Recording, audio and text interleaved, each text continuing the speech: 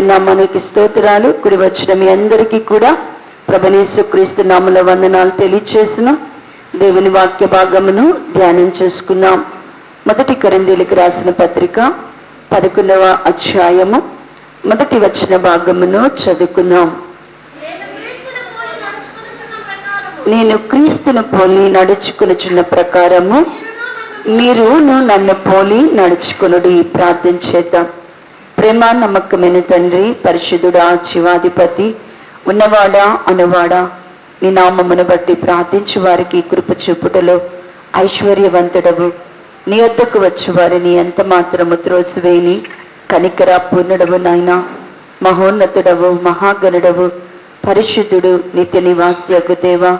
కోట్ల కొలది దూత గణముల మీద కెరాపులు మహిమతో సరాపులు స్తుతులు మధ్య మానక నిత్యము రేయింబవళ్ళు భూత భవిష్యత్తు వర్తమాన కాలములు పరిశుద్ధుడు పరిశుద్ధుడు పరిశుద్ధుడని గాన ప్రతిగానముల చేత కీర్తింపబడుచున్న కీర్తనీయుడానికి స్తోత్రములు నాయన. ఆకాశముని సింహాసనముగా భూమిని పాదపీఠముగా ఏర్పరచుకొని నరుని అంతరంగమందు జీవాత్మ చేత జీవింపచేయుచున్న జీవాధిపతివి నా తండ్రి. అయా, ఎవరు సమీపింపరాని తేజస్సులు అమరత్వము కలిగి వశించు శ్రీమంతుడవు, సర్వాధికారియగు ప్రభువా, నీ నామ ప్రభావమును బట్టి సమస్త మహిమ ఘనత ప్రభావములు నాయన మీకే ఆరోపించుకొనుచున్నాము నాయన. లోకములో ఎన్నిక లేని వారము, ఎందుకు పనికి రాని వారము, మిల్లి వంటి వారము నాయన, నీటి బుడగ వంటి వారము, నీటి ఆవిరి వంటి వారము నా తండ్రి. ఆకాశము తట్టు కన్నులెత్తట్టుకైనను యోగ్యత లేని వారము, ఏ మంచితనము లేని వారము అయినను శాశ్వతమైన ప్రేమతో మమ్మలను ప్రేమించి నీ రక్తము చేత మమ్మలను విమోచించి నీ సొత్తుగా ఉండుట కొరకు మమ్మలను విలువ పెట్టి కొనిన నీ ప్రేమను బట్టి వందనాలు. ఏలు అనగా నాయన, అయ్యా, నీ మహిమను మాకు అనుగ్రహించుట కొరకు ప్రభువా, నీ పోలికలోనికి మమ్మలను మార్చుట కొరకు నీవు మనుష్యుని పోలికగా పుట్టిన తండ్రి దేవా, పరలోక మహిమను విడిచి దేవుని యొక్క స్వారూప్యమై ఉండి తండ్రితో కూడా ఉండట విడిచిపెట్టకూడని భాగ్యం అనుకునలేదు. కానీ ప్రభువా, మమ్మల్ని రక్షించుట కొరకు దాసుడుగా, దీనుడుగా, రిక్తుడుగా శిలువ మరణమంతగా తగ్గించుకొని మా కొరకు రక్తమును చిందించి ప్రాణాన్ని పెట్టి నీవన్నీ మాకిచ్చి నాయన, మా బలహీనతలన్నిటినీ కూడా నీవే నీ వీపు మీద మోసి మా దోష అపరాధములకు మేము పొందవలసిన శిక్షను మీరు పొంది మమ్మల్ని విమోచించి నా తండ్రి, మమ్మల్ని కుమారులుగా చేసిన తండ్రి, నీ రాజ్య మహిమ కొరకు నాయన మమ్మల్ని ఏర్పాటు చేసుకున్న నీ పిలుపును బట్టి స్తుతిస్తున్నాము నాయన. నీ రక్తములో కడగబడిన మేము నాయన పాపములము విషయములో నాయన మృతులముగాను నాయన ఇక పాపము జోలికి పోకుడున్నట్లుగా ప్రభువ పరిశుద్ధమైన నీ జనముగా ఉండుట కొరకు మాలో నూతనమైన క్రియను జరిగించండి నాయన. ఇదిగో పాతవి గతించెను, సమస్తము నూతనమైనట్లుగా మమ్మలను నూతన సృష్టిగా మీరు మార్చి నీ రక్త ప్రోక్షణ చేత అనుదినము నాయన మా వస్త్రములను తలుపు చేసుకొనొచ్చు నీ కొరకు జీవించగలిగిన కృపను మాకు దయచేయమని నాయన. యెరూషలేము ప్రార్థనా మందిరమును ప్రేమించి నాయన 40 దినములను ఉపవాస దినములుగా మీరు అనుగ్రహించి ఉండగా ఈ 4వ ఉపవాస దినమందు ఈ మధ్యాహ్న సమయమందు మీ ఆత్మ అధ్యక్షతలు ప్రభువా మీరు మమ్మల్ని నడిపించండి. మా ఆత్మలకు కాపరిగా, మా ఆత్మలకు తండ్రిగా, మా ఆత్మలపై అధ్యక్షులుగా మా నాయన మీరుండి ప్రభువా మేము నా తండ్రి సర్వ సత్యములోనికి ప్రవేశించుట కొరకు నిరాకడ కొరకు సిద్ధపడగలిగినటువంటి నాయన పెళ్లి కుమార్తె సంఘముగా మేము ఉండడానికి కృప దయచేయండి. ఇంకను నా తండ్రి మాలో నా తండ్రి నాయన శరీర కార్యములు ఏవైతే ఉన్నావో ఇంకను మేము శరీర రీతిగా ఎలాగున నా తండ్రి జీవిస్తున్నాము నాయన.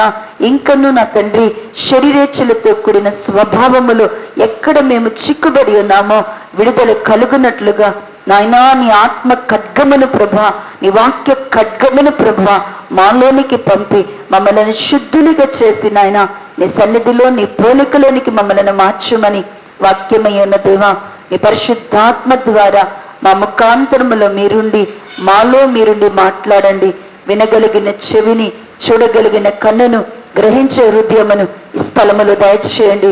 నిద్రమత్తు కలిగిన మనస్సు ప్రతి వాణిలో నుంచి తీసివేయండి.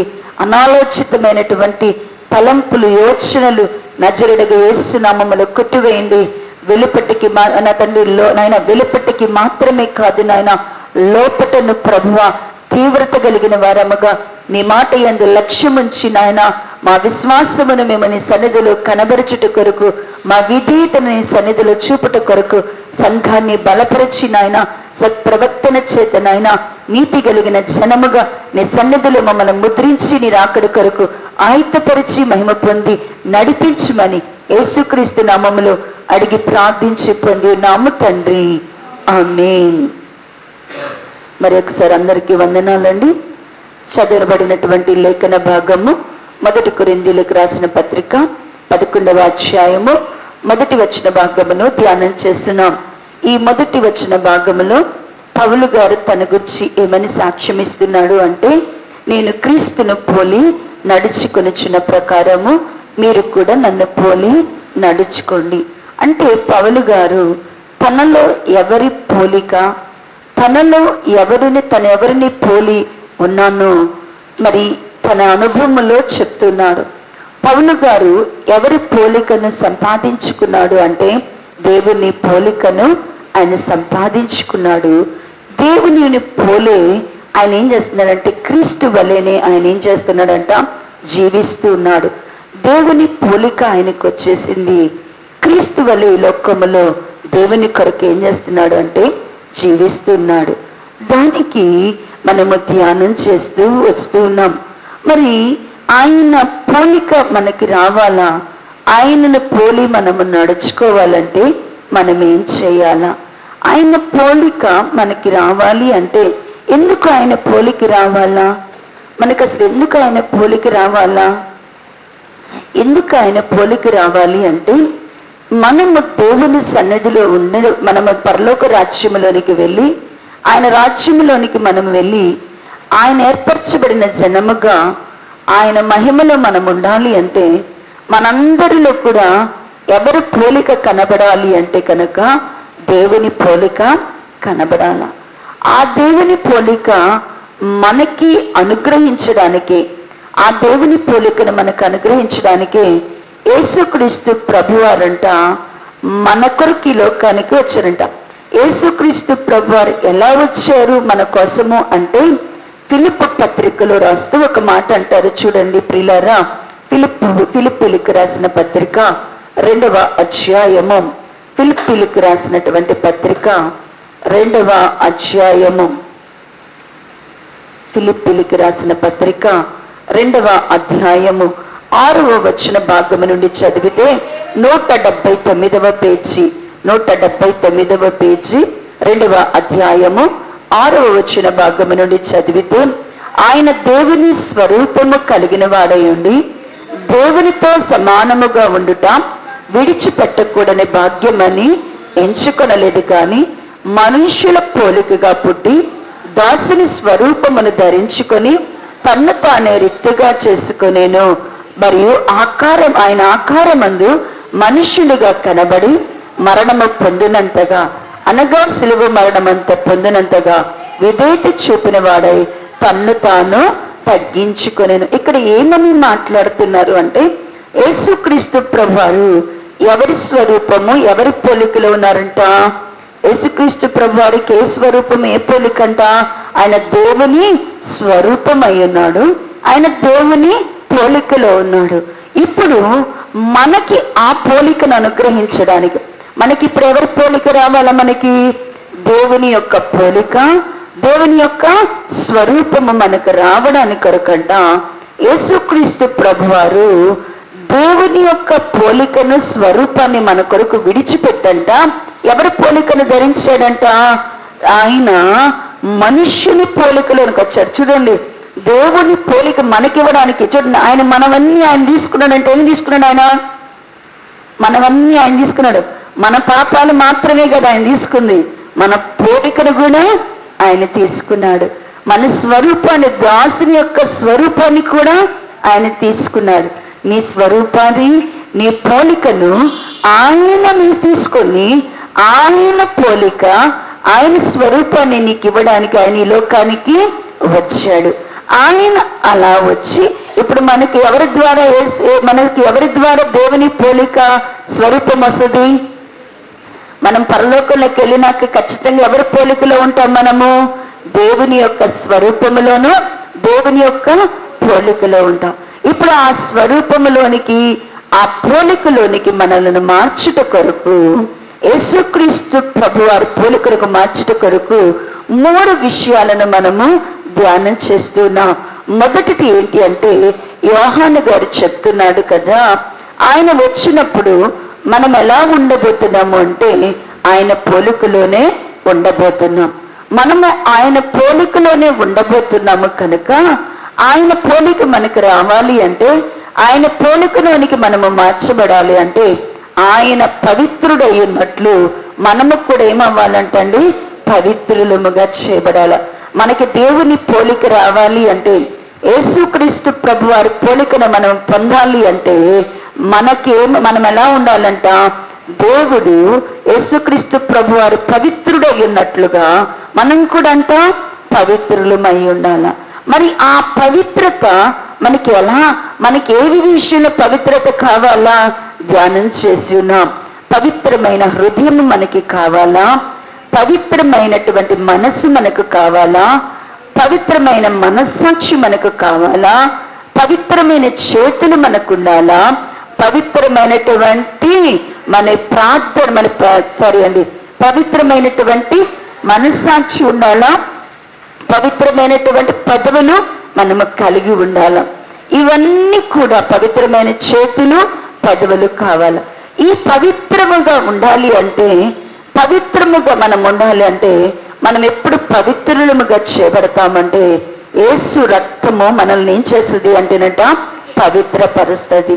అంటే దేవుని బిడ్డలమైన మనము ప్రతిరోజు కూడా యేసుక్రీస్తు రక్తములో మన పాపములను ఒప్పుకొని ఏం చేయాలి అంటే కడగబడాల.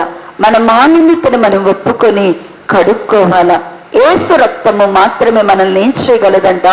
పవిత్రపరచగలిగినది. రెండవదిగా మనల్ని పవిత్రపరిచేది ఏంటి అంటే కనుక, వాక్యము వలనను ప్రార్థన వలనను మనం ఏం చేయబడతామంట? పవిత్రపరచబడతాం. మనము పవిత్రులముగా చేయబడాలి అంటే ప్రతిరోజు మనం ఏం చేయాలి? వాక్యమును చదవాలా, ధ్యానించాల. వాక్యముతో దేవుడు మనతో మాట్లాడుచుండగా ఆ వాక్యానికి మనం ఏం చేయాలి? లోబడాల. వాక్య ప్రకారముగా మనం లోబడుతున్నప్పుడు ఆ వాక్యము మనల్ని ఏం చేస్తుంది అంటేనంట? పవిత్రపరుస్తుంది. ఏదైతే మనము నేర్చుకున్నామో విన్నామో అది దేవుని సన్నిధిలో ప్రార్థించాలంట. దేవుని బిడ్డలముగా మనకి ప్రతిరోజు కూడా మానకుండా మనం ఏం చేయాలి అంటేనంట? ప్రార్థన చేయాల. ప్రతి విషయంలో కూడా ప్రార్థన చేయడం అనేది మనము నేర్చుకోవాల. ప్రతి ఆలోచన కూడా దేవునితో చెప్పుకోవడం, ప్రతి నిర్ణయం కూడా దేవుని చేత నిర్ణయించబడేటట్లుగా ప్రతి విషయంలో కూడా మనం ఏం చేయాలంటండి? ప్రార్థన చేయాలి. నిజముగా మనము చాలా విషయంలో కొన్నిటి విషయాల్లోనే మనం ప్రార్థన చేస్తాము, కానీ భక్తులైన వారు ప్రతి విషయంలో కూడా ఏం చేసేవారు అంటేనంట? ప్రార్థన చేసేవాళ్ళంట. మరి దావీదు గారు ఏదైనా యుద్ధానికి వెళ్తున్నాడు, లేకపోతే ఆయన ఏదైనా ఇబ్బందికరమైన పరిస్థితులు వచ్చినాయి అంటే వెంటనే దేవుణ్ణి అడిగేవాడంట, అయ్యా నేను ఇప్పుడు యుద్ధానికి వెళ్ళమంటావా వద్దంటావా? నేను ఇప్పుడు ఎదురుగా వెళ్ళమంటావా? మరి ఇంకెలాగైనా చేయమంటావా? ఎలా చెయ్యాలి? ప్రతి విషయములో ఫిలిస్తీన్లు ఆయన వారిని తరుముతున్నప్పుడే కానీ, ఆయన తన భార్య బిడ్డలను సిగ్లవులో పోగొట్టుకున్నప్పుడే కానీ బాధపడి ఏడుస్తూ ఎప్పుడు కూర్చోలేదంట. ప్రతి విషయంలో కూడా ఏం చేసేవాడంట? ఇప్పుడు నేను ఈ సమస్యలో ఉన్నాను ప్రభువా, నేను ఇప్పుడు ఇక్కడికి వెళ్ళాలనుకుంటున్నాను ప్రభువా, నేను ఇది చేయాలనుకుంటున్నాను ప్రభువా, నేను ఇది చేయాలను. దాని ప్రతి విషయంలో ఎవరి యొద్ద విచారణ చేసేవాడు అంటేనంట? దేవుని యొద్ద ప్రార్థన చేసి విచారణ చేసేవాడు. అందుకని దావీదు గారి జీవితంలో ప్రతి నిర్ణయం కూడా ఎలా ఉండేది అంటే కనుక ప్రార్థన ద్వారా దేవుని ఎదుట జవాబును పొందుకునేవాడు. దేవుని పిల్లలమైనటువంటి మనం కూడా ప్రార్థన చేసుకోవాలి.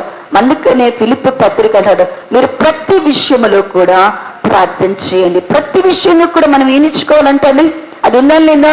దేవుని వాక్య భాగములు ఫిలిప్పీలకు రాసిన పత్రిక 4వ అధ్యాయము ఫిలిప్పీలకు రాసిన పత్రిక 4వ అధ్యాయము 6వ వచన భాగములో అంటాడు కదా, మీరు దేనిని గురించి చింతపడకుడు గాని ప్రతి విషయములోను ప్రార్థన విజ్ఞాపనము చేత కృతజ్ఞతాపూర్వకముగా మీ విన్నపములు దేవునికి తెలియచేడు. ప్రతి విషయంలో కూడా మనం ఏం చేయడం నేర్చుకోవాలా? ప్రార్థన విజ్ఞాపనము చేయడం నేర్చుకోవాలా. ప్రతి విషయంలో ఇది దేవుణ్ణి అడిగేది ఏంటి అనుకోకూడదు. ప్రతి చిన్న విషయంలో కూడా నువ్వు ఎక్కడికైనా వెళ్తున్నావు, నీకేదైనా ఒక తలంపు వచ్చింది, నీకేదైనా ఒక ఆలోచన వచ్చింది, నీ కుటుంబంలో క్లిష్టమైన పరిస్థితులు వచ్చినాయి, నీ జీవితంలో ఓడిపోతున్నావు, నీ జీవితంలో వెనకడిపోతున్నావు, బలహీనతలు వస్తున్నాయి, నీ జీవితంలో ఒక నిర్ణయం తీసుకునే పరిస్థితులు వచ్చినాయి.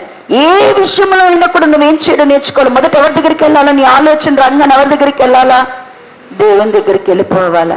ప్రభువా, నాకు ఇలాంటి ఆలోచిస్తుంది ప్రభువా, ఇది సరైందా కాదా? ప్రభా, నేను ఈ ఊరు వెళ్ళాలనుకున్నాను ప్రభా, వెళ్ళమంటావా వద్దంటావా? ప్రభువా, నాకు ఇది వాళ్ళు పెడుతున్నారు ప్రభువా, అక్కడ తినమంటావా వద్దంటావా? ప్రతి విషయంలో కూడా మనం ఏం చేయాలంటే ఎవరి దగ్గరికి వెళ్ళాలంట? దేవుణ్ణి అడగడం నేర్చుకోవాలి. ప్రతి విషయం అంటే నీవు ఇదే దేవుణ్ణి ఆధారంగా చేసుకోవడం అంటే ప్రతి చిన్న విషయంలో కూడా మనము దేవునికి ప్రార్థన చేస్తున్నప్పుడు అది ఎలా కనపడుతుంది అంటే, నువ్వు దేవుని మీద ఆధారపడే వ్యక్తిగా, దేవుడు నీకు సమాధానం ఇస్తాడు అంటాడు కదా. ప్రార్థన విజ్ఞాపనముల చేత కృతజ్ఞతాపూర్వకముగా నీ విన్నపాలన్నీ కూడా ఎవరికి చెప్పమంటున్నాడు? దేవునికి చెప్పమంటాడు. అప్పుడు ఏం జరిగిద్దంటేనంట, ప్రతి విషయంలో దేవునితో ప్రార్థన చేసేవాళ్ళు, ప్రతి విషయంలో దేవుని చిత్తాన్ని కొరకు కనిపెట్టేవాళ్ళు, ప్రతి విషయంలో విజ్ఞాపన చేసేవాళ్ళు ఎవరికైతే వాళ్ళకంట దేవుడి ప్రభువైన యేసుక్రీస్తు యొక్క సమాధానం అంట. అంటే దేవుడు ఆయనకు సమస్త జ్ఞానముకు మించిన క్రీస్తు యేసు వలన కలిగినటువంటి సమాధానం అంట మన హృదయ తలంపుల్లో కావాల్సిందంట. చాలా మందికి ఎవరు కావాలి ఉండట్లేదు, హృదయ తలంపులకి ఎవరు ఉండట్లేదు, కావాలా? సమాధానము కావలిగా ఉండటం లేదు. క్రీస్తు యేసు వలన కలిగిన సమాధానము మన హృదయ తలంపులకి కావలుగా ఉండటం లేదు. కాబట్టి మనం ఏయో నిర్ణయాలు తీసుకొని తప్పటడుగులు వేస్తూ, ఏయో నిర్ణయాలు ఆలోచించి నిద్ర పట్టక, దిగులు పడతా, ఏడుస్తూ, పొరపాట్లు చేస్తూ నష్టపోతున్నాం.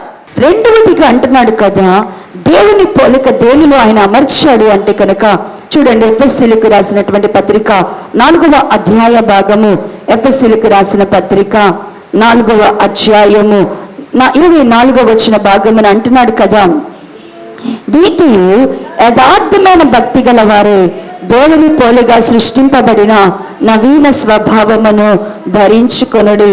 అంటే దేవుని బిడలమైనటువంటి మనకు దేవుని స్వరూపము రావాలా, దేవుని పోలిక రావాలి అంటే కనుక మనలో పాత ప్రాచీన స్వభావాన్ని వదులుకోవాలా. ఆయన పోలిక దేనిలో ఉంటుంది అంటేనట, ఆయన పోలిక మనకి ఎప్పుడు వస్తుంది అంటేనట, ఇక్కడ అంటారు కదా, నీతియు యథార్థమైన భక్తి. దేవుని పిల్లలకు ఏం కావాలంట? దేవుని పిల్లలు దేవుని సన్నిధిలో ఎలా నడుచుకోవాలా? కొంచెం ముందుకు జరగండి అమ్మ, మీరు కొంచెం ముందుకు జరగండి. దేవుని పిల్లలైనటువంటి వారు ఎలాగున నడుచుకోవాలా, ఎలాగున దేవుని సన్నిధిలో వారు ఉండాలి అంటేనంట, నీతియు యథార్థమైన భక్తి. మనకేం కావాలంట? నీతియు యథార్థమైన భక్తి. దేవుని పిల్లలకు నీతి అనేది దేవుడు స్వాస్థ్యముగా ఇచ్చాడు. దేవుని పిల్లలంట మనము నీతిని ఎలా సంపాదించుకోవాలంట? స్వాస్థ్యంగా సంపాదించుకోవాలి. దేవుని దగ్గర మనము నిలబడాలంటే దేవుని పిల్లలమైనటువంటి మనకి దేవుడు నీతిని స్వాస్థ్యముగా ఇచ్చాడు. ఆ నీతిని మనము సంపాదించుకోవాలా. దేవుడు అనుగ్రహించిన నీతిని మనము ధరించుకోవాలా, నీతిని ధరించుకోవాలా. నీతిని గురించి మాట్లాడుతూ యోబుగా అంటాడు కదా, నేను నీతిని ధరించుకున్నాను అంటున్నాడు. ఆయన నీతిని ఏం చేశాడంట అండి? ధరించుకున్నాను. నేను చాలాసార్లు చెప్పాను ఈ వాక్యాన్ని, మీ నీతిని గురించి చాలాసార్లు చెప్పాను. నీతిని మనము ధరించుకోవాలా. నీతి అనే దాన్ని కిరీటంగా మనము పెట్టుకోవాలా. నీతి అనేది నీవు మైమరుగుగా ధరించుకోవాలా. నీతి అనేది వస్త్రంగా ధరించుకోవాలా. నీతి అనేది నీకు కుడి ఎడమల ఆయుధంగా ఉండాలా. ఇలాగున్న నీతిని నువ్వు వినియోగపరుచుకోవాలంటే నీకు ఖచ్చితంగా నీలో ఏముండాలంట? నీతి అనేది ఉండాల. నీతి, దేవుని బిడ్డలు ఎలా నీతిని సంపాదించుకుంటారు చూడండి. నీతి ఎలా వస్తుందో చెప్తూ అంటాడు కదా, లూకాసు వార్త మొదటి అధ్యాయ భాగము, లూకాసు వార్త మొదటి అధ్యాయము, లూకాసు వార్త మొదటి అధ్యాయము 75వ వచన భాగములో 75వ వచన భాగము చివరిలో ఉంటేది చూడండి ప్రియుల. మనము శత్రువుల చేతుల నుండి విడిపింపబడి మన జీవిత కాలమంతయు నిర్భయలమై ఆయన సన్నిధిని పరిశుద్ధముగాను నీతిగాను ఆయన సేవింప అనుగ్రహించుటకు ఈ రక్షణ కలుగజేశాను. చాలండి ప్రియులారా, రక్షణలో ఉంది. రక్షింపబడ్డాము అంటే ఎలా ఉండాలంటే, రక్షింపబడిన వారు దేవుని సన్నిధిలో ఎలా ఉండాలా? రక్షింపబడిన వారు ఎలా ఉండాలి దేవుని సన్నిధిలో? పరిశుద్ధముగాను. ఎవరైతే పరిశుద్ధముగాను నీతిగా ఉంటారో, ఎవరిలో అయితే పరిశుద్ధత నీతి ఉంటుందో వారే రక్షింపబడిన వారు. రక్షింపబడ్డావు. నేను బాప్టిజం తీసుకున్నానండి అంటావు. రక్షణ అనగానే వెంటనే చెప్పే మాట ఏంటి? బాప్టిజం తీసుకున్నాడు. బాప్టిజం తీసుకున్న రక్షణ మంచిదే. బాప్టిజం తీసుకున్నప్పుడు ఖచ్చితంగా నీ చేత ఏం తీర్మానం చేస్తారు? ఎట్లా ఉంటామన్నా? పరిశుద్ధముగాను నీతిగా. ఆయన సన్నిధిలో దేవుని బిడ్డలు ఎప్పుడు ఎలా ఉండాలంట? పరిశుద్ధముగాను నీతి. ఎవరిలో పరిశుద్ధత నీతి ఉంటుందో వారే రక్షింపబడిన వారు. పరిశుద్ధత నీతి లేకుండా నీకేమి రాలేదంట? రక్షణ అనేది రాలేదు. పరిశుద్ధత నీతి లేకుండా నీ దగ్గర ఏమి రాలేదంటే ఇంకా రక్షణ అనేది రాలేదు. ఎవరిలో అయితే పరిశుద్ధత నీతి ఉంటుందో దేవుడు వారికి ఏమి అనుగ్రహిస్తున్నాడంట? రక్షణ అనేది అనుగ్రహిస్తున్నాడు. ఇప్పుడు నీతి నీకు కావాలా? దేవుని నీతిని నువ్వు పొందాలా? ఎప్పుడు దేవుని నీతి నీకు అనుగ్రహింపబడుతుంది?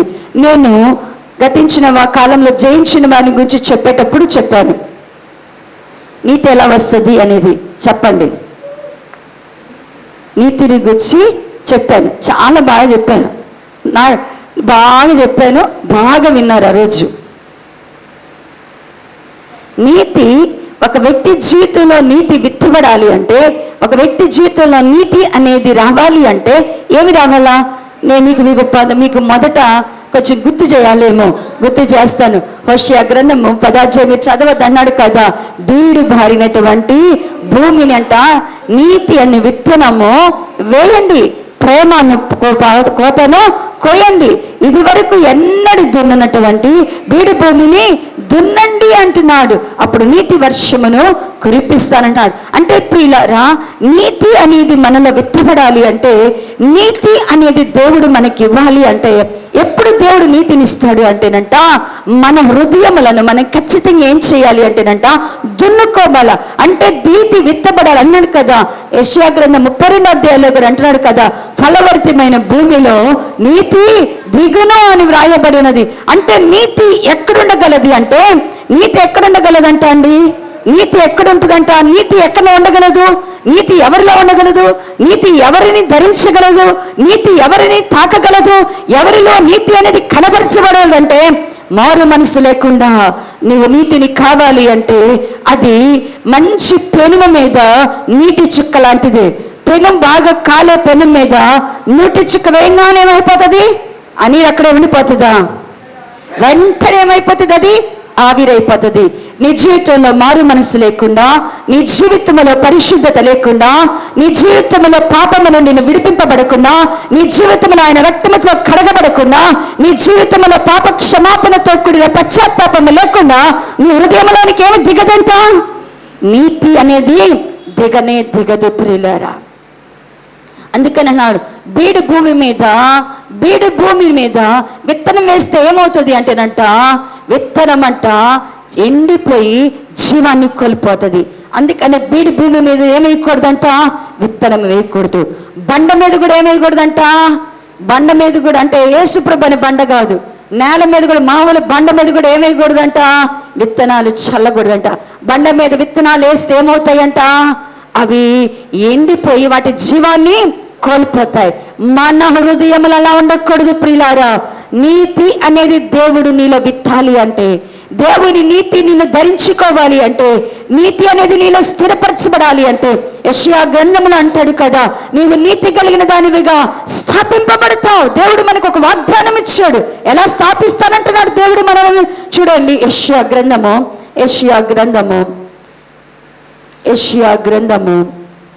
54వ అధ్యాయము, యెషయా గ్రంథము 54వ అధ్యాయము 14వ వచనము మొదటి లైన్ చదివితే, నువ్వు నీతి కలిగిన దానివై స్థాపింపబడదు. దేవుడు ఏం వాగ్దానం చేస్తున్నాడంట?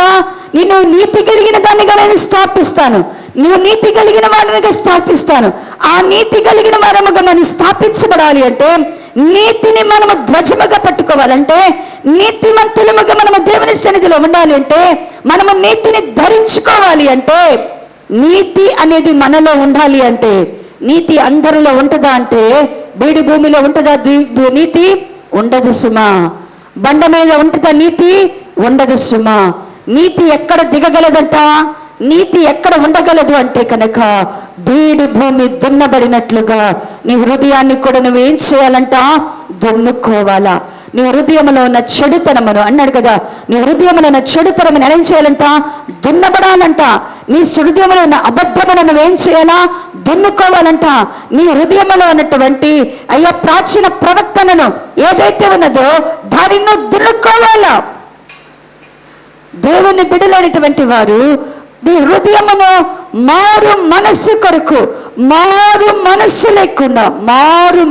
లేకుండా మనకి ఏం, మనలో హృదయంలోనికి ఏమి రాదంట? మనకి దేవుడు ఏమి ఇవ్వడంట? నీతిని ఇవ్వడు. నువ్వు నీతి కలిగిన దానివిగా స్థాపింపబడాలి అంటే, నీతి కలిగిన వాడిగా నువ్వు స్థాపించబడాలి అంటే, ఖచ్చితంగా నీ హృదయమును ప్రతిరోజు కూడా నువ్వేం చేయాలి అంటే కనుక దున్నుకోవాలి. అంటే ప్రతిరోజు మారు మనసుకు తగిన క్రియలను ఫలించుట కొరకు మారు మనసును తెచ్చుకోవాలా. నువ్వెక్కడ పడిపోతున్నావో, ఎక్కడ తప్పిపోతున్నావో, మాటలో తప్పిపోతున్నావా, చూపులో తప్పిపోతున్నావా, నడతలో తప్పిపోతున్నావా, ఆలోచనలో తప్పిపోతున్నావా. కొంతమంది ఎప్పుడైనా, అంటే మీ అనుభవాలు ఎలా ఉంటాయో తెలియదు, దేవుని సేవకులంగా ఏదైనా ఒక అపార్థంగా ఏదైనా ఆలోచన చేసామనుకోండి, ఏదైనా ఒక తప్పుగా ఒక మాట పొరపాటున ఎవరినైనా అన్నా, పొరపాటున ఏదైనా దురాలోచన చేసినా, పొరపాటుగా ఏదైనా దేవుని యొక్క బిడలముగా ఏదైనా చిన్న సులువుగా చిక్కులు పెట్టేటువంటి ఏదైనా శోధనలో నిలిచినా వెంటనే దేవుని ఆత్మ ఏం చేస్తుంది అంటే కనుక దాన్ని ఒప్పుకునేదాకా అస్సలు విడిచిపెట్టాడు పరిశుద్ధాత్మ దేవుడు. ఖచ్చితంగా దాన్ని ఏం చేస్తాడు అంటే గనక ఒప్పింపజేస్తాడు. గబక్కని ఏదైనా తొందరపడి అనకూడని మాట కాదు, ఏదైనా చిన్న మాట కూడా ఒకళ్ళ గురించి హృదయంలో చెడ్డగా ఆలోచించినా కూడా, వాళ్ళు చెడ్డోళ్ళని చెడ్డగా ఆలోచించినా కూడా దేవుడు ఏం చేయడు? అస్సలు ఒప్పుకోడు. ఎందుకు అంటే దేవుడు ప్రతి విషయంలో మనల్ని ఏం చేస్తూ ఉంటాడు? ఒప్పింపజేస్తుంటాడు. అంటే ఎందుకు ఒప్పింపజేస్తున్నాడు? దేవుని నీతిని మనలో స్థిరపరచబడాలని, మనలో నీతిని దేవుడు కనబరచాలని, మనము నీతి గల వారముగా దేవుడి కంట ఒకే ఒక ఆశ. ఏంటి ఆయన ఆశ అంటే ఆయన కోరుకున్న తన ప్రజలను గురించి లోకానికి ఎలా చూపించాలనుకున్నాడు అంటే, దేవుని ప్రజలను దేవుడు మాట్లాడేటప్పుడు అంటారు, ఇదిగో మిమ్మల్ని ఐగుప్తులో నుంచి కనాను దేశంలోనికి తీసుకువెళ్తున్నాను. ఇప్పుడు నేను ఇచ్చే వాగ్దాన దేశంలోనికి, ఆ మంచి దేశంలోనికి మీరు వెళ్తున్నారు. మీ కొరకు నేను కట్టని ఇళ్ళని ఇస్తున్నాను, త్రవ్వని బావులను ఇస్తున్నాను, నాటని దానిమ్మ చెట్లను, మీకు అంజూరపు చెట్టు. ప్రతి ఇంటిలో కూడా ఒక అంజూరపు చెట్టు ఉంటుంది, ప్రతి ఇంటిలో ఒక ద్రాక్ష చెట్టు ఉంటుంది, ప్రతి ఇంట్లో ఒక దానిమ్మ చెట్టు ఉంటుంది. మీరు కష్టపడకుండానే మీకు ఫలాలు వస్తూ ఉంటాయి. మీకు కావలసినంత పాలను ఇస్తాను, మీకు కావలసినంత తేనెని ఇస్తాను, మీకు కావలసినంత గోధుమల మెరికలను ఇస్తాను, ఎవలను ఇస్తాను. ఇవన్నీ మీ కొరకు సమృద్ధిగా ఉంచాను. అయితే మీరు చేయాల్సింది ఒకటే, ఐగుప్తులో నుంచి కనానులోనికి వచ్చినటువంటి ఇజ్రాయేలును ఏ జనమని ప్రజలు చెప్పాలి అంటే నీతి కలిగిన జనమంట. మనల్ని గురించి ఏం సాక్ష్యం కావాలంటున్నాడట? మనము నీతి కలిగిన జనము, దేవుని సన్నిధిలో దేవుని బిడలు ఏ జనముగా పిలువబడాలి. అందుకని అంటాడు కదా యెషయా గ్రంథం 21 అధ్యాయం 3వ వచన భాగములు అంటున్నాడు కదా, యెషయా గ్రంథము 26వ అధ్యాయము మొదటి వచన భాగం నుండి చదివితే, చదవండి అమ్మా.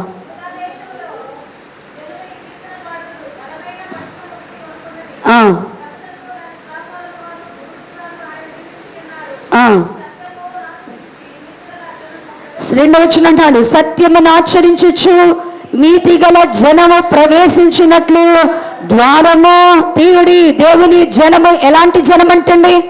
దేవుని ప్రజలను ఎలా పిలుచుకున్నాడంట? నా జనము నీతి కలిగిన జనము, అబద్ధం ఆడని ప్రజలు. మనము దేవుని పిల్లలము అంటే నీతి కలిగిన జనముగా ఆయన చెప్పాలని, లోకానికి మన గురించి ఏం సాక్ష్యం ఇవ్వాలంట? మన గురించి దేవుడు ఏం సాక్ష్యం ఇవ్వాలని కోరుకుంటున్నాడు? ఓ సాతానా, చూసావా, దేవుని దూత అంటుంది, దేవుని దూత అంటున్నారు, నిలబడి అంటున్నాడు కదా, ఓ సాతానా చూసావా, ఇదిగో యెహోషాపాతు అనే యాజకుడిని చూసావా, ఎట్లా ఉన్నాడు చూడు, కొరివిలో నుండి, అగ్నిలో నుండి తీయబడిన కొరివిలాగా లేడా? ఓ అపవాది చూసావా, ఊజు దేశాన్ని చూసావా, ఆ పట్టణంలో ఇదిగో యోబు వంటి నీతిమంతుడు, యోబు వంటి భయభక్తులు కలిగిన వాడు, యోబు వంటి చెడుతనమును అసహించుకునేవాడు ఎవరైనా కలరా? చూసావా?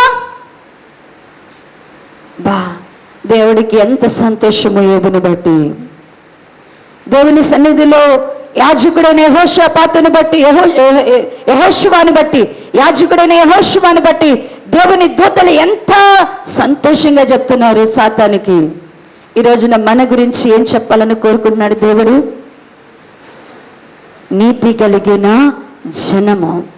మనం ఏ జనముగా పిలువబడాలా? నీతి కలిగిన జనముగా ఉండాలి. ఇప్పుడు దేవుని ప్రజలలో దేవుని పోలిక రాకపోవడానికి కారణం ఏంటి అంటే, మనలో ఏమీ లేదంట. ఆయనంట దీపము పట్టుకొని ఎంత పరిశీలనగా చూసినా మనలో కూడా ఏం కనపడతలేదంట. ఆయన ఇశ్రాయేలునంట, యెరూషలేమునంట దీపమును పట్టుకోనంట ఆయన వెతుకుతాడంట, పరిశీలనగా చూస్తాడంట. చూస్తే మనలో ఏం కనబడటలేదు అంటేనంట, ఏం కనపడలేదు. ఆనాడు అంజూరపు చెట్టు మీద కాయ లేదు, ఇప్పుడు మనలో ఏమి లేదంట, నీతి లేదు.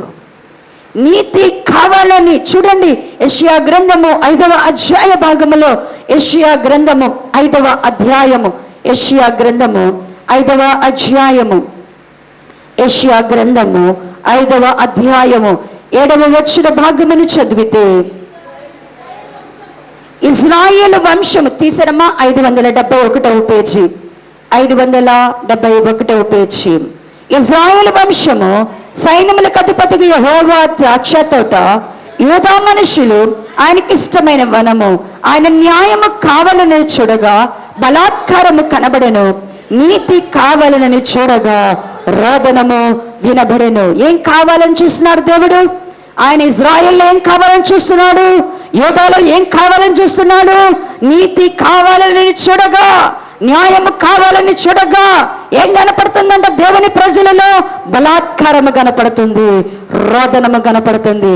ఈ యొక్క మధ్యాహ్న కాల సమయంలో నిన్ను కూడా చూస్తున్నాడు. ఇప్పుడు నిన్ను నన్ను దేని కొరకు ఆయన పిలిచాడు? మన పోలికలో ఆయన ఎందుకు పుట్టాడు? తన పోలికను నీకు ఇవ్వాలా, తన పోలికలో నీకు నేను మార్చుకోవాలా, ఆయన పోలికని కద్దాలా.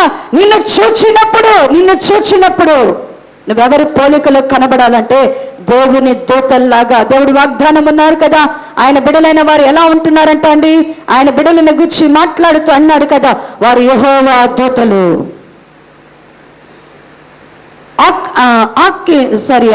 ఫిలిస్తీన్లు సర్దారు ఆకానమ్మ ఆకీషు అనేటువంటి రాజు దావీదు గారి గురించి మాట్లాడుతున్నాడు. ఆకీషు అనే రాజు దావీదు గారి గురించి మాట్లాడుతూ అంటాడు కదా, అయ్యా దావీదా, నువ్వైతే నా దృష్టికి, నా ప్రజల దృష్టికి ఎలా ఉన్నావంటే ఒక దేవుని దూతలాగున్నావు.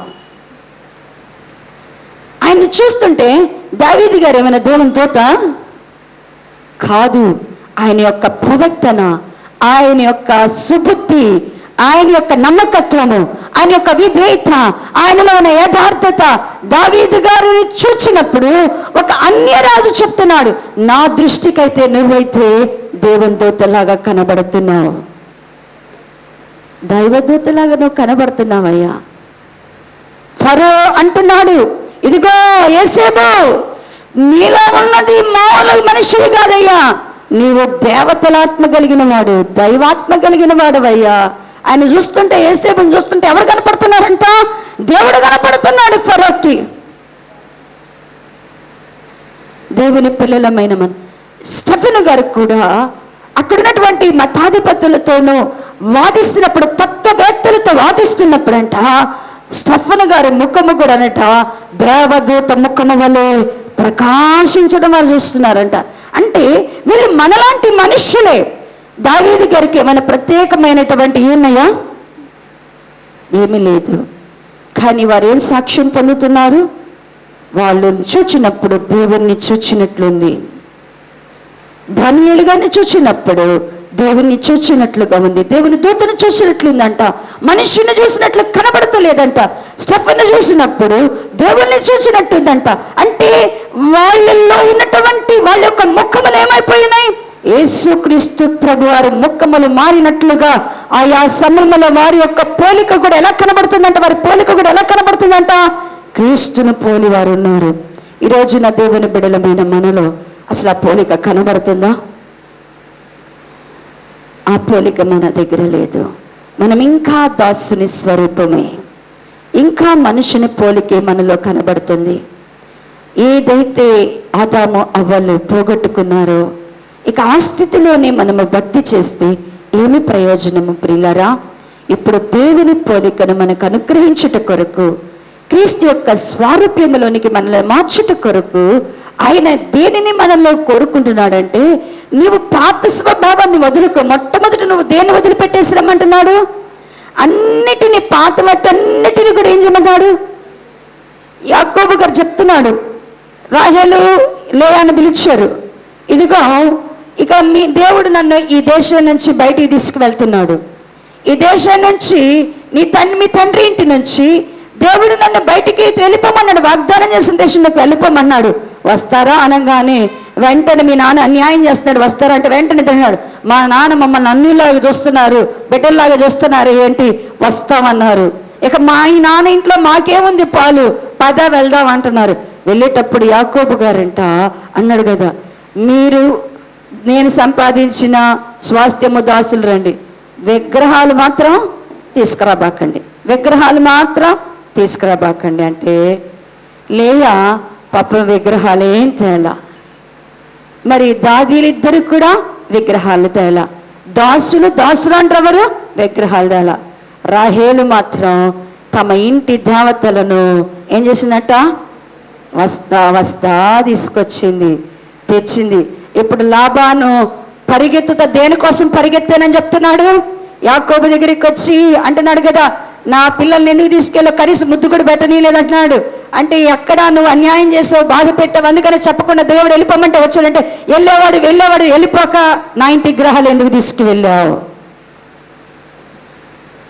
అంటే, ఏది విడిచిపెట్టాలో దేవుని పిల్లలు ఏం చేయట్లేదంట. నువ్వు పాత స్థితిని, ఈ లాభాన్ని ఇంట విగ్రహారాధికులుగా ఉన్నారు, లాభాన్ని ఇంట విగ్రహ సంబంధమైన అపవిత్రత కలిగిన వారిగా ఉన్నారు. అయితే యాకోబును చేసుకునే తర్వాత పరిశుద్ధపరచబడ్డారు. యాకోబుతో పాటుగా జీవము కలిగిన దేవుని సేవించడానికి బయలుదేరుతున్నారు. రాహేలు కూడా ఎంత పట్టుదల కలిగి ప్రార్థన చేసింది యేసేపు కొరకు. ఆమె గొడ్డాలు పోగొట్టుకోవడానికి ఎంత పట్టుదల కలిగి ప్రార్థన చేసింది. అయినా కూడా అంత ప్రార్థన చేసి గర్భఫలం పొంది యేసేపు మంచి కొడుకును కానీ కూడా ఏం వదిలిపెట్టుకోలేకపోయిందంట? ఏ టెంప్టేషన్ వదులుకోలేకపోయిందంట? ఇంటి విగ్రహాలు తీసుకొచ్చింది. ఏమైనా వాగ్దాన దేశంలో బ్రతకగలిగిందా? పోలేకపోయింది. దేవుని పిల్లలు కూడా ఇంతే, దేవుని పిల్లలు కూడా ఇంతే. కొంచెం పులిపిండి వేసుకొస్తారు, వస్తా ఊరకనే రారు, కొద్దిగా పులిపిండిని అంటించుకొని వస్తారు. పాత స్వభావం అంటారు, నేను దొంగని కాదు ప్రభువా, నేను జారుని కాదు ప్రభువా, చోరుని కాదు ప్రభువా, నేను వ్యభిచారం చేయట్లేదయ్యా, నేను తాగుబోతును కాదు ప్రభువా, నేను తిరుగుబోతును కాదు ప్రభువా, అవన్నీ మానేశానయ్యా, అన్ని మానేశాను కుళ్ళిపోతాను అసూయ, మత్సరం, కోపం, ఇవి మాత్రం ఏం చేస్తాం? అవి దేవుడు తెచ్చుకోమన్నాడా? అవి తెచ్చుకోమన్నాడా? అమ్మా బాగా నీ కోపాన్ని అక్కడే తెచ్చుకోమన్నాడు కదా. కోపము మానము, ఆగ్రహము విడువము. మానము విడువము అన్న ఎంతమంది దగ్గర మానేనే విడిచో? మనకి చిన్న మాట అంటే ముందుగా మనలోకి బయటకు వచ్చేది ఏంటి? కోపం, ఆగ్రహం. ఇప్పుడు ఈ రాటలేదా మన దగ్గర? ఈ వింటే ఏమైనా ప్రయోజనమా? మోషే అంతటోడే కోపడంగానే దేవుడు ఎక్కడ పెట్టేశాడు? నా ఇల్లు అంతటిలో నమ్మకస్తుడు, నాకు స్నేహితుడు అన్నాడు. నేను ముఖాముఖిగా మాట్లాడినటువంటి వాడు, నేనట్ట మాట్లాడిన వాళ్ళు ఎవరు లేరు, నా ఇంటంతటిలో నమ్మకస్తుడు. అబ్బా సాత్వికుడు ఇన్ని చెప్పాడు. ఒక్కసారి ఇశ్రాయేలు విసిగిస్తే అత్త మీద కోపం పిల్లలు ఈపు మీద పడినట్టు ఉంటుంది. అత్త మామల్ని తిట్టలేక ఏం చేస్తారు, కొంతమంది కోడలు ఏం చేస్తారంటే పిల్లలు ఈపు పగలు కొడతారు. అంటే ఏంటి? వాళ్ళని ఏమనలేక ఈ కోపం అంతా ఎవరి మీద చూపిస్తారు? ఇక్కడ మోషే గారు కూడా చేశారు. ఇజ్రాయేల్ విసిగిస్తున్నారు, నీళ్ళు లేకపోతే మేము చచ్చిపోతాం. ఐగుప్తు దేశం నుంచి తెచ్చింది మోషే, నువ్వేగా తీసుకొచ్చావు, నువ్వేగా రమ్మన్నావు, నువ్వేగా మమ్మల్ని ప్రోత్సహించావు, నువ్వేగా నడిపిస్తున్నావు, అంతేగా నువ్వే నువ్వే నువ్వే అంటే దేవుడు బండలో మాట్లాడమంటుంటే వీళ్ళ యొక్క విసుగుకు తట్టుకోలేక ఏం చేశాడంట? మాట్లాడమన్న సంగతి యోచన చేయలేదు, అంతకుముందు కొట్టమన్న సంగతి గుర్తొచ్చింది. అంతకుముందు ఏం చేశాడు? రెహబాము దగ్గర ఏం చేశాడు? రెహబాము దగ్గర బండను కొట్టు అన్నాడు కదా, అది గుర్తొచ్చేసింది. తొందరపాట్లు ఏం చేశాడంట? దేవుని ముఖము మీద దెబ్బ పడిపోయింది. కోపంతో ఏం చేశాడంట? ఒక దెబ్బ వేశాడు. వీళ్ళనేమన్నాడు? రా ద్రోహులారా అన్నాడంట. అబ్బా ఇట్లాంటి ప్రజలు ఏంటబ్బా అనేసాడంట. దేవుడు వదిలిపెట్టాడా? కోపం మానము, ఆగ్రహం విడుము అన్నాడు. మోషే ఇంత మంచివాడిని, ఇంత నమ్మకమైన వాడిని, ఇంత సాత్వికుడిని, ఇంత ప్రార్థనా పరుడిని, ఇంత భక్తి కలిగిన వాడిని, దేవుని కొరకంట, దేవుని కొరకు శ్రమపడుట గొప్ప భాగ్యం అనుకున్నాడంట. అసలు నా ఆస్తి అంతా ఏంటంటే, ఆయన ఆస్తి ఏం సంపాదించుకున్నాడంట? ఏం ఆస్తి సంపాదించుకున్నాడంట? ఆయన భాగ్యం అంటే ఏంటంట? మోషే నీ ఆస్తి ఏంటి అంటే మోషే గారు ఏం చెప్తాడంటే, నా ఆస్తి ఏంటి అంటే కనుక దేవుని కొరకు ఆయన ప్రజలతో కూడా శ్రమ పడటం, దేవుని నామమును బట్టి శ్రమ పడుట గొప్ప భాగ్యమని ఎంచుకున్నాడు. ఇలాంటి వ్యక్తిని కోపం అనే దాన్ని చాలా వరకు పోగొట్టుకున్నాడు. కోపాన్ని పోగొట్టుకున్నాడు, కానీ ఒక్కసారి బయటకు వచ్చింది. దానికే ఏమైపోయాడంట? మోషే నువ్వు కనానొద్దులే, మోషే నువ్వు కనానొద్దులే, నువ్వు ఇక్కడ ఆగిపో, నువ్వు నా దగ్గరికి వచ్చేసేయి. దేవుడు చూడండి, అందుకని ఆయన తీర్పులు సత్యములు న్యాయములై ఉంటాయి. దేవుని బిడలను దేవుడు ఎలా పరిశీలనగా చూస్తున్నాడు. దేవుడు నీతి కావాలని దేవుని ప్రజలను చూస్తుంటే దేవుని ప్రజలలో ఏం కనబడతలేదంట? నీతి కనబడటలేదు, కానీ రోదనము వినబడుతుందంట. ఇప్పుడు దేవుని పిల్లలకి ఏం కావాలా? నీతి కావాలా? నీతిని నువ్వు సంపాదించుకోవాలి అంటే నీతిని, అందుకని అంటాడు తిమోతి పత్రిక 6వ అధ్యాయంలో మోషే తిమోతికి రాస్తూ పౌలు గారు తిమోతికి రాస్తూ 6వ అధ్యాయం అంటాడు కదా, దైవజనుడా అని పిలుస్తూ ఎంత చక్కగా అంటున్నాడు, దైవజనుడు అనిపిస్తూ. నువ్వైతే చూడండి, మొదటి 6:11 మొదటి కొరింథీ పత్రిక, మొదటి తిమోతి పత్రిక 193వ పేజీ, మొదటి తిమోతి పత్రిక 6వ అధ్యాయము 11వ వచన భాగము చదివితే, దైవజనుడా నీవైతే వీటిని విసర్జించి నీతిని, భక్తిని, విశ్వాసమును, ప్రేమను, ఓర్పును, సాత్వికమును సంపాదించుకొనుటకు ప్రయాసపడము. సంపాదించుకోవాలంటే దేవుని పిల్లలు ఏం సంపాదించుకోవాలంట? దేవుని ప్రజలు సంపాదించుకున్నావా? మనం ఏం సంపాదించుకుంటాం? ఉద్యోగాలు సంపాదించుకుంటాం, ఆస్తులు సంపాదించుకుంటాం, అంతేనండి. మనం ఇవన్నీ ఆరోగ్యాలు సంపాదించుకుంటాం, స్వస్థతలు ఇవన్నీ సంపాదించుకుంటా, ఇవన్నీ సంపాదిస్తాం కదా. ఒక ఉద్యోగం వచ్చిందండి, నేను ఉద్యోగాన్ని సంపాదించుకున్నానండి అంటాం. మరి ఏమైనా ఆస్తి, ఒక ఇల్లు కొనుక్కుంటే ఇల్లు సంపాదించుకున్నామని, ఏం సంపాదించుకున్నాం అంటారు. దేవుని పిల్లలైతే ఏం సంపాదించుకోవాలంట? ఏం సంపాదనగా ఉండాలి నీకు? దైవజనుడా, నీవైతే వీటిని విసర్జించి, దేన్ని విసర్జించమంటున్నాడు? ధనాపేక్షను విసర్జించి ఏం సంపాదించాలంట? మొట్టమొదట ఏం సంపాదించమంటున్నాడు? నీతిని సంపాదించుకో. దేవుని బిడ్డలు ఏం సంపాదించడాలు? మొదట ఏం సంపాదించుకోవాలంట? నీతిని సంపాదించుకున్నావా? పరిశుద్ధాత్మ దేవుడు నిన్ను అడుగుతున్నాడు, నీతిని నువ్వు సంపాదించుకున్నావా? నీతి నీ దగ్గర ఉందా? నీతి కావాలని ఆయన చూస్తున్నాడు. నీతి కలిగిన జనమని ఆయన సాక్ష్యం ఇవ్వాలని నీ గురించి మాట్లాడాలనుకుంటున్నాడు. నిన్ను నీతి కలిగిన దానిగా స్థాపించాలని దేవుడు కోరుకుంటున్నాడు. మరి నీతిని నువ్వు సంపాదించుకున్నావా?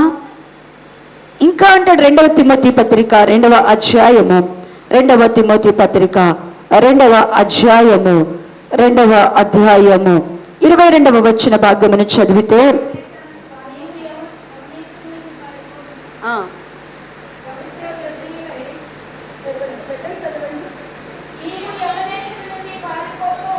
నీవు తీసరమ్మా 195వ పేజీ 2వ అధ్యాయము 22.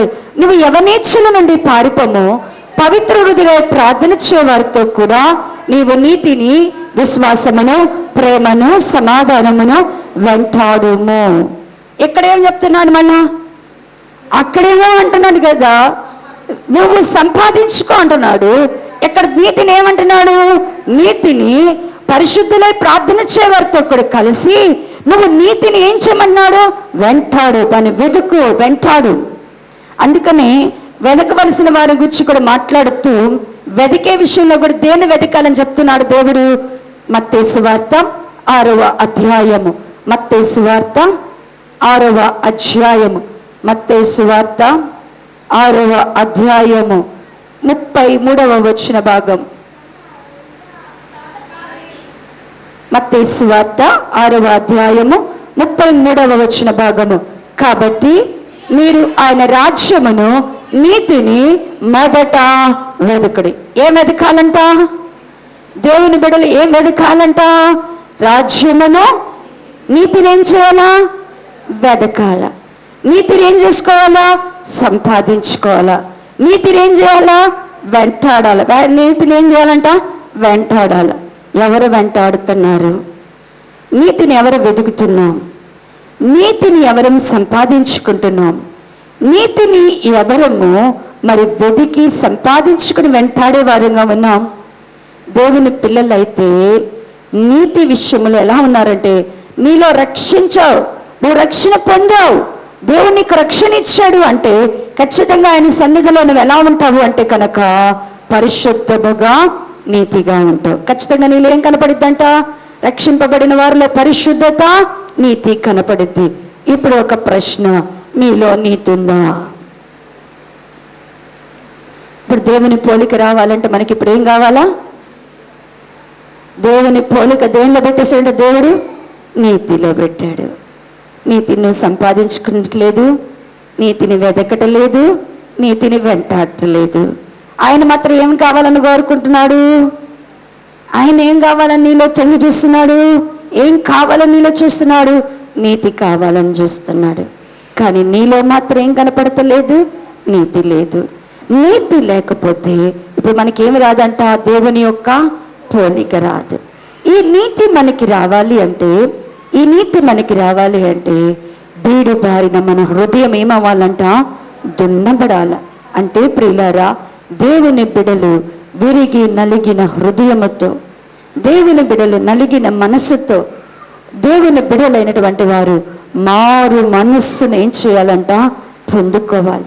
దేవుని బిడలు ఎప్పుడైతే మారు మనసు పొందుతారో, ఎప్పుడైతే దేవుని బిడలు పాపము విషయంలో పశ్చాత్తాప పడతారో, పాపముల విషయంలో ఎవరైతే పశ్చాత్తాప పడతారో, పాపములు ఎప్పుడైతే క్షమింపబడతాయో, ఎవరిలో అయితే పాపములు క్షమింపబడతాయో వారికి దేవుడు మొదటి ఇచ్చేది ఏంటంట? నీతిని. ఎవరి పాపములైతే క్షమింపబడతాయో వారికి దేవుడు మొదటి ఇచ్చేది ఏంటి అంటేనంట, తన నీతిని దేవుడు వారిలో విత్తుతాడు. ఆయన నీతిని వారికి ఏం చేస్తాడంటే దేవుడు అనుగ్రహిస్తాడంట. అందుకనే చూడండి ప్రియులారా, దేవుని బిడ్డలమైనటువంటి మనము దేవుని మారు మనసు పొందాము, మనం పాపక్షమాపణ పొందాము, దేవుని యొక్క రక్తములో మనం కడగబడ్డాము. దేవుడు తన నీతిని మనకు అనుగ్రహముగా దయచేస్తాడు. రెండవదిగా దేవుడు ఎప్పుడు మనకి నీతినిస్తాడు అంటే, నేను గడిచిన సారి చెప్పినవి కాకుండా ఇంకొక విషయంలో నుండి దేవుడు మనతో మాట్లాడినట్లుగా నడిపిస్తున్నాడు. ఫిలిప్పీలకు రాసిన పత్రిక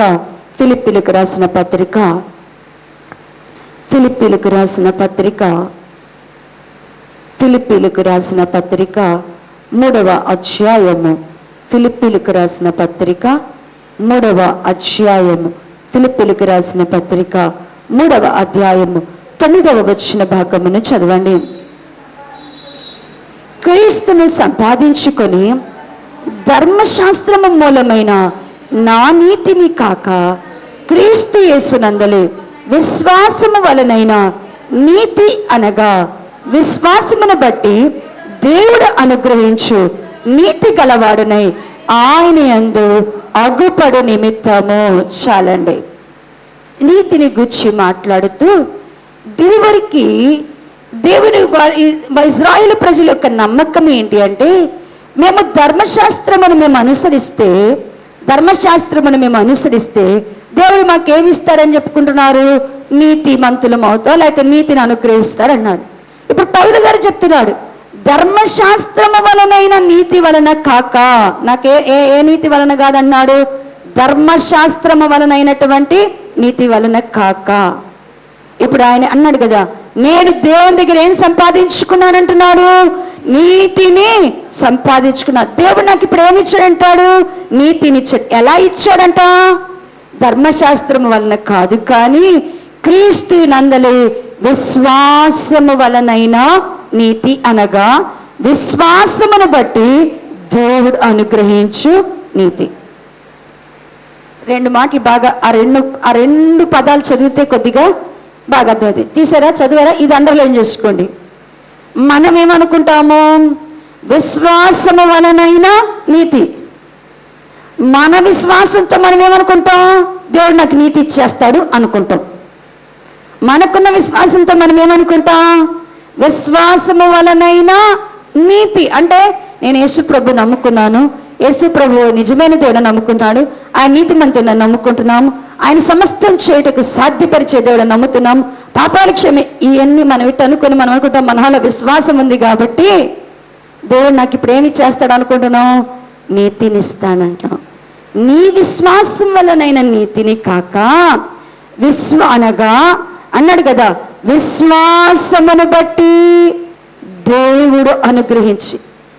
నువ్వు అనుకున్నట్టుగా అంటే నాలో విశ్వాసం ఉంది కాబట్టి నాకు నీతి ఉంది అనుకోవద్దు, నీకు నీతి ఇచ్చాను అనుకోవద్దు. దేవుడు అనుగ్రహించు అంటే నీ విశ్వాసాన్ని బట్టి అంట దేవుడు నీకేమనుగ్రహిస్తాడంట? నీతిని ఇవ్వాలా లేదా అనేది ఆలోచిస్తాడు. ఎందుకు అంటే మన విశ్వాసం ఎట్లాంటిదంటే, మన విశ్వాసం ఎలాంటిది అంటే కనుక, మనం కొన్ని విషయాల్లో ఏం చేస్తాం? విశ్వాసం ఉంచుతాం. అన్ని విషయాల్లో విశ్వాసం ఉంటుందా? మనం అన్ని విషయాల్లో విశ్వాసం ఉంచము. మనకంటే ఎవరి విశ్వాసం గొప్పదంటే, ఇట్లా నీతి విశ్వాసం వల్ల నీతిని ఇవ్వాలంటే మన విశ్వాసం కంటే దెయ్యాల విశ్వాసం చాలా గొప్పది.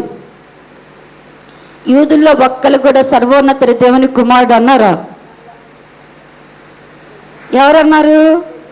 దెయ్యాలు మాత్రము ఆ గెరాసీను బట్టి ఆ ప్రాంతంలో ఉన్నటువంటి సేనా దెయ్యం పట్టిన ఆ గెరాసీనుడు మాత్రము, అతనిలో ఉన్న దెయ్యాలు మాత్రం ఆ గలిలయ సముద్రం దాటి దిగిరాంగానే అరుస్తున్నానంట. ఏమనంట? సర్వోన్నతుని దేవుని కుమారుడా. ఇంతమంది పరలోకంలో ఉన్న దూతలు సర్వోన్నతుని స్థలములో దేవునికి మహిమ అంటున్నాయి. ఆయన్ని సర్వోన్నతుడి స్థలంలో మహిమ ఉన్నాయి. దెయ్యాలు సర్వోన్నతుని దేవుని కుమారుడా అంటున్నాయి. కానీ ఇజ్రాయేల్ యూదుల్లో ఒక్కలైనా ఆ మాట అన్నారండి. ఇప్పుడు నీతి ఎవరికి ఇవ్వాలా? ఈ విశ్వాసాన్ని బట్టి నీతి ఎవరికి రావాలా? చెప్పండి. ఇప్పుడు నీతి ఎవరికి ఇవ్వాలా? ఈ రకంగా చూస్తే ఇయ్యాలకి ఇవ్వాలా. ఎందుకు? పూతోను దెయ్యం ఏం చేస్తామండి? పూతోను అన్న దెయ్యము పట్టుందంట. పూతోను అన్న దెయ్యము పట్టిన ఒక వ్యక్తి గారడి, వాడు చక్కగా ఆ దెయ్యాన్ని పెట్టుకొని ఒక గొలుసు వేసుకొని ఇంట్లో పెట్టుకుంటున్నాడు. ఆ దెయ్యం పెట్టిన అమ్మాయిని పెట్టుకొని ఉంటే ఆ దెయ్యం ఏం చేస్తుంది? ఎవరైనా ఏమైనా చెప్పమని రాగానే దెయ్యం ఏం చేస్తుంది? వాళ్ళకి జాతకాలు చెప్తుంది, వాళ్ళకి భవిష్యత్తులు చెప్తుంది, వాళ్ళకి కష్ట నష్టాలు చెప్తుంటే వాళ్ళు వచ్చిన వాళ్ళు ఏం చేస్తున్నారంటే చెప్పించుకొని డబ్బులు ఇచ్చి వెళ్తున్నాడు. ఆ ప్రాంతంలోనికి పౌలు గారు వచ్చారు. ఆ ప్రాంతంలో ఉదయం అవ్వగానే ఆయన ఏం చేస్తున్నాడట? బైబిల్ తీసుకొని సంచి పట్టుకొని ప్రార్థన చేసుకుంటే చిన్నగా వెళ్ళిపోతా ఉంటే ఈయన త్రోవ వెళ్తుంటే ఆ ఇంట్లో పూతోను అనేటువంటి దెయ్యం పట్టిన అమ్మాయి అంట. పూతోనని దెయ్యం ఏం చేస్తుందంట? సర్వోన్నతుని దేవుని కుమారులు వాళ్ళు సర్వోన్నతునికి దేవుని మార్గాన్ని చెప్పడానికి వచ్చారు. దేవుని మార్గం చెప్పే వాళ్ళు వచ్చారయ్యా మన ఊరికి అని చెబుతుందంట. నిజ దేవుడిని చెప్పే వాళ్ళు వచ్చారు, నిజ రక్షకుడిని చూపి. ఇప్పుడు ఎవరు సాక్ష్యం చెబుతున్నారు ఇక్కడ? దెయ్యం ఏం చేస్తుంది? ఎవరిని గురించి మాట్లాడుతుంది? దేవుని గురించి మాట్లాడుతుంది, దేవుని సేవకుల గురించి మాట్లాడుతున్నది. వాళ్ళు ఏం చెప్తున్నారో మాట్లాడుతుంది, ఏం ప్రకటిస్తారో కూడా ఏం చేస్తుంది దెయ్యం. ఇప్పుడు నీతి ఎవరికి ఇవ్వాలా? లెక్క ప్రకారం చెప్పండి. ఇప్పుడు ఆ విశ్వాసాన్ని చూస్తే ఇప్పుడు నీతి ఎవరికి ఇవ్వాలా? దెయ్యానికి నీతి రావాలి. ఇప్పుడు దెయ్యానికి దేవుడు నీతిని ఇస్తాడా? ఇవ్వడు. అందుకని అన్నాడు కదా, నీ విశ్వాసం. నువ్వు కూడా అంటావు యేసుప్రభు నిజమైన దేవుడు అండి, అట్టంగా వచ్చాడండి, ఆ ప్రాణం పెట్టాడండి, తిరిగి లేచాడండి. నువ్వే కాదు, ఎవరిని అడిగిన ఈ మాట చెప్తాడు. అన్యుని అడిగిన కూడా ఇదే మాట చెప్తాడుగా. మీ దేవుడు రక్తం గార్చాడంట కదండి, మీ దేవుడు ప్రాణం పెట్టాడంట కదండి, మీ దేవుడు పరిశుద్ధుడు అంట కదండి. వాళ్ళు అన్నారని వాళ్ళ విశ్వాసం ఉంది. ఇప్పుడు మనకన్నా గొప్పగా చెప్తారుగా. మీరేందమ్మా ఇట్ట పోట్లాడుతున్నారు, మీ దేవుని పిల్లలు ఏసే పిల్లలు ఇట్ట మాట్లాడకూడదంట కదా అంటే వాళ్ళలో ఏముంది? వాళ్ళలో ఏముంది? వాళ్ళకు విశ్వాసం ఉంది. ఏం విశ్వాసం ఉంది? దేవుని పిల్లలు ఎలా చేయకూడదనే విశ్వాసం వాళ్ళ దగ్గర ఉంది. కానీ వాళ్ళకు నీతిని ఇస్తున్నాడు దేవుడు. మన విశ్వాసము అది కాదు. అందుకని అన్నాడు విశ్వాసమైన నీతి అనగా దేవుడు అనుగ్రహించేది. ఎవరు అనుగ్రహించేదంట? ఇది దేవుడంట. ఎవరికి ఎలా అనుగ్రహిస్తాడంట అన్నాడు కదా. దేవుడు అనుగ్రహించు నీతి కలుగునని అంటాడు కదా. అంటే దేవుడే మన విశ్వాసమును బట్టి దేవుడు ఏం చేస్తాడంట? నీతిని మనలో ఉన్న విశ్వాసమును బట్టి. అంటే దెయ్యాలు లాంటి విశ్వాసము, అన్యుల్లో ఉన్న విశ్వాసం లాంటి విశ్వాసాన్ని బట్టి కాదు, దేవుని కోరుకున్నటువంటి దేవునికి అవసరమైన నీతి. నీతి ఎప్పుడు బయటకు వస్తుంది అంటే పెళ్ళిళ్ళు కాటల్లా క్రైస్తవులు అయ్యారు, అన్యజనులు క్రైస్తవులు అయ్యారు. ఇప్పుడు పెళ్ళిళ్ళు కాటల్లా అందరేమంటారు? అన్యోన్య చేసేయండి, మీ పిల్లకి పెళ్ళి కాదు, మీ పిల్లోడికి పెళ్ళి కాదు, ఎవరో ఒకళ్ళే వాళ్ళే ఇంటికి వచ్చినాక మారుతారులే చేసేయండి, పూజల దగ్గర కూర్చోండి వాళ్ళే తెలుసుకుంటారులే చేసేయండి అంటారు. అనగానే చూసి పెళ్ళి కాదు, తొందరగా దేవుని విశ్వాసం ఇక్కడే పరీక్షింపబడుతుంది. విశ్వాసం అనేది నీతి ఇక్కడ బయటకు వచ్చింది. తొందరగా పెళ్ళి కాదు వీళ్ళకి. పెళ్ళి ఎందుకు కాదు, తొందరగా ఎందుకు కానీ అంటే విశ్వాసం ఏంటో. ఇప్పుడు నీకు నీతి కావాలా, నీతిని ఇవ్వాలా అంటే ఆలస్యమైంది. అబ్రహాం గారికి కూడా దేవుడు అన్నాడు, వాగ్దానం చేశాడు.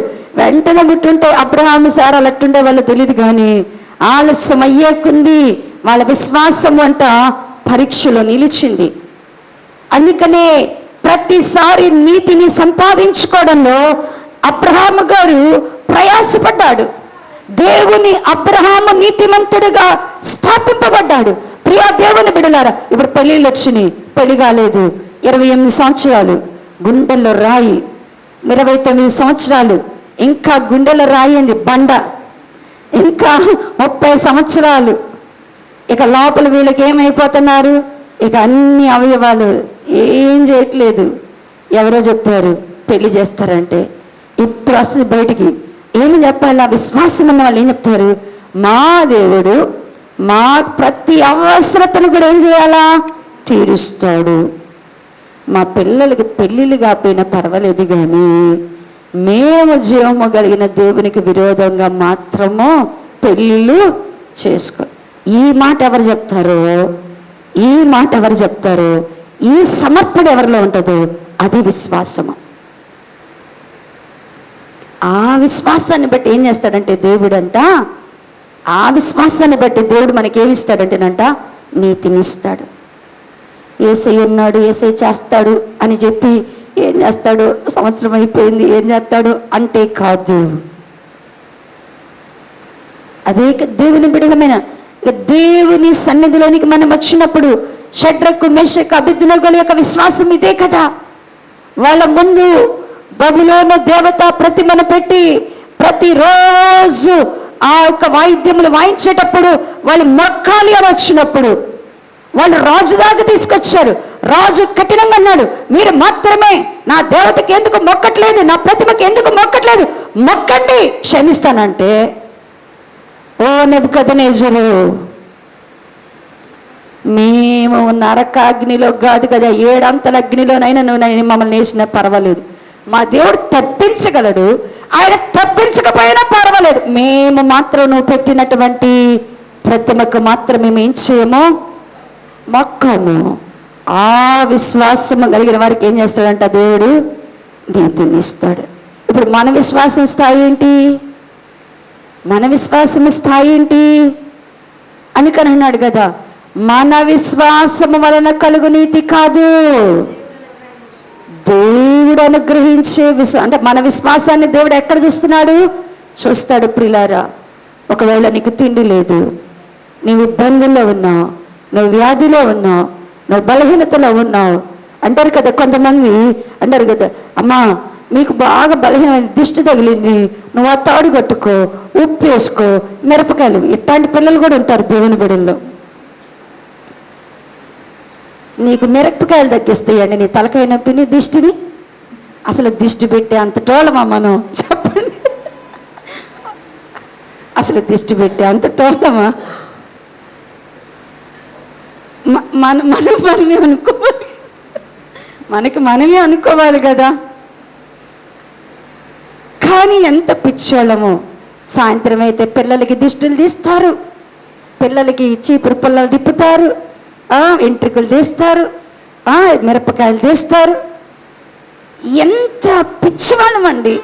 అసలు మనకి దిష్టి పెట్టే అందం కానీ, దిష్టి పెట్టే అంత ఆధిక్యత కానీ మన దగ్గర ఏమైనా ఉన్నాయా? ఒకసారి చూస్తే రెండోసారి చూడడానికి భయంకరంగా ఉంటాం. అయినా ఎంత పిచ్చోళ్ళము, ఎంత పిచ్చోళ్ళము. అంటే దేవుని పిల్లల యొక్క విశ్వాసం మనకి ఏముండాలా? నల్ల మలతాడు కడతాడు. పుట్టిన తర్వాత మా పిల్లలకు మేము మలతాడే కట్టాల. నల్ల మలతాడు, ఎర్ర మలతాడు, నల్ల మలతాడు. ఎందుకు కడతారు? ఏదో చెప్తారు సైంటిఫిక్, కానీ అదొక దిష్టి, అదొక దానికి ఏదో ఉంది.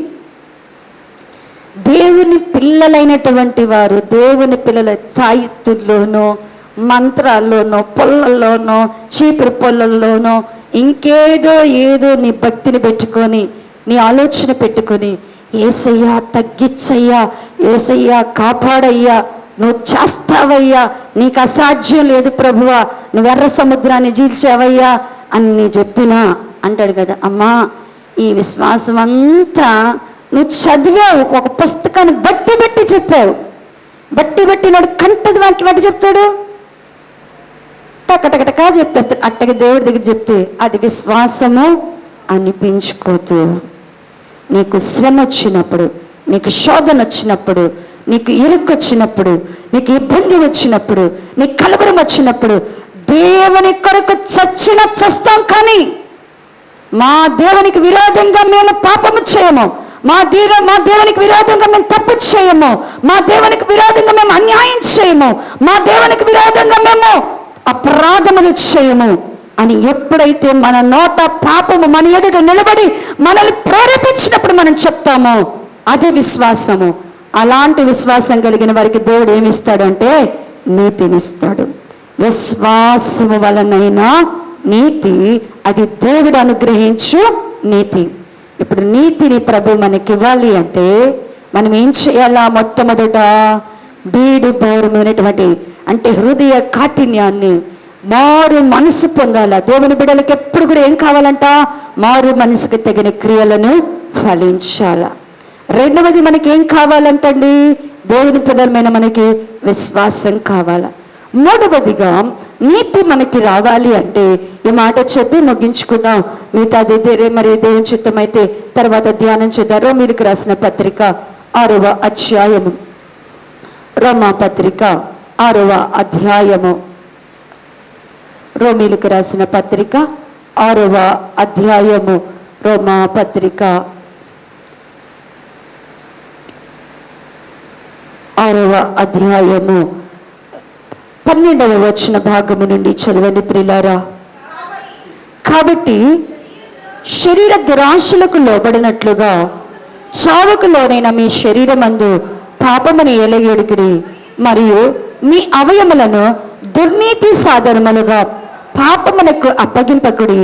అయితే మృతులలో నుండి సజీవులం అనుకుని మిమ్మల్ని మీరే దేవునికి అప్పగించుకునుడి.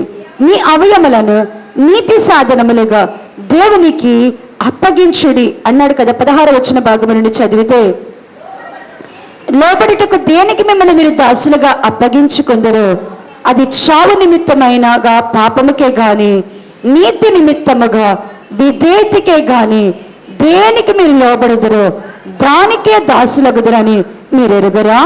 మీరు పాపమునకు దాసులయ్యుంటిరి గాని ఏ ఉపదేశక్రమణకు మీరు అప్పగిండుతురో దానికి హృదయపూర్వకముగా లోబడిన వారై పాపము నుండి విమోచింపబడి నీతికి దాసులైతిరి. ఇందుకు దేవునికి స్తోత్రం. మీ శరీర బలహీనతను బట్టి మనుష్య రీతిగా మాట్లాడుచున్నాను.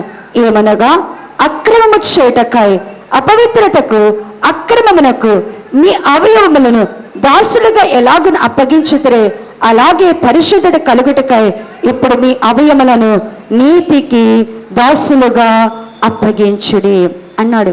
నీతి, దేవుని నీతి మనము ధరించుకోవాలా. దేవుడు తన నీతిని మనల్ని స్థాపించాలి అంటే ఇక్కడ అన్నాడు కదా, మీ అవయములు ఇంతకుముందు దుర్నీతికి మీ అవయవాలన్నిటిని కూడా ఏం చేశారంట? దాసులంగా చేస్తాం. మన అవయవాలకు అంట, మన అవయవాల గురించి మాట్లాడుతున్నాడు. మన అవయవాలు చూడండి, ఇప్పుడు కూడా ఎంతమంది సీరియల్ చూస్తారు, సినిమాలు చూస్తారు, చెడ్డవి చూస్తూ ఉంటారు, చెడ్డ వాటిని చూస్తూ ఉంటారు. చెడ్డ వాటిని చూడకుండా దేవుని బిడ్డల కన్నులు ఏమవ్వాలా? మలుచుకోవాలా. దేవుని బిడ్డల కన్నులు నీతి కలిగిన, అందుకని నీ దేహమున ఒక దీపము కన్నే గనక నీ కన్ను ఎప్పుడు కూడా ఎట్టుండాలంట? తేటగా ఉండాలంట.